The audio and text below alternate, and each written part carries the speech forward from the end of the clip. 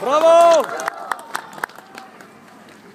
Тези, които са дошли с машините и с животните, защото за първи път ние им дадохме сили да могат да развиват своето дело.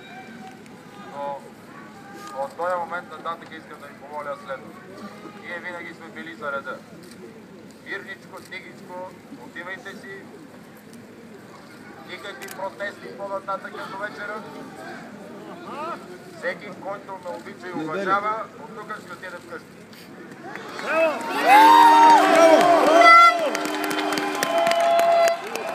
Всеки, който отиде на Позитано, ще считам, че е провокатор и работи срещу нас и срещу мирната ни държава. Ние виждате, правиме паметници, градинки, какво ли не искам да се чупат и да се срушат.